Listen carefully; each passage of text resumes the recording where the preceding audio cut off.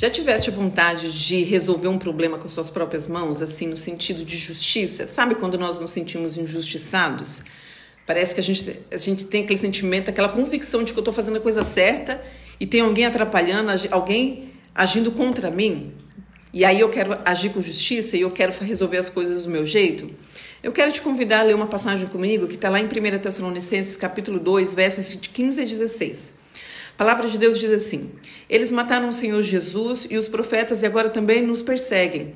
Não agradam a Deus e trabalham contra toda a humanidade, procurando impedir-nos de anunciar a salvação aos gentios. Então a igreja era perseguida, né? Os apóstolos, os profetas, o próprio Jesus eram perseguidos por conta, pelos judeus, por conta de acharem que a salvação era somente para os judeus e não para os gentios. Então todos aqueles que pregavam para os gentios sofriam perseguição. Mas o melhor está aqui no finalzinho do verso 16, quando Paulo diz assim: com isso, continuam a acumular pecados. Quem acumulava pecado? Quem estava fazendo coisa errada, quem estava perseguindo a igreja, quem não estava querendo que o evangelho chegasse aos gentios. Na minha vida e na sua, é o que fazem conosco quando nós fazemos as coisas certas, mas mesmo assim as pessoas agem de maneira errada conosco. Deixa eu te falar uma coisa: o que fazem conosco quando nós fazemos as coisas certas diz respeito sobre quem elas são.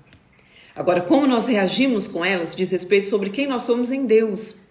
Esse povo aqui que perseguiu os cristãos, eles estavam a acumular pecado. O que fazem contra nós diz respeito sobre o pecado que eles estão acumulando.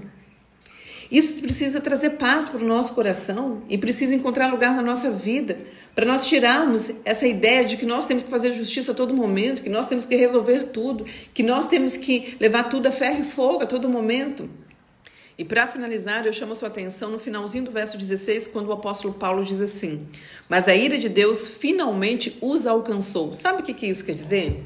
Que nós podemos ter paz quando nós sofremos injustiça. Sabe por quê? Porque é o Senhor que vai ter com cada uma dessas pessoas. Paulo dizendo aqui que essas pessoas que perseguiram, que mataram, que fizeram um monte de coisa, olha, a ira de Deus finalmente os alcançou. A ira de Deus vai alcançar toda vez que nós fomos injustiçados.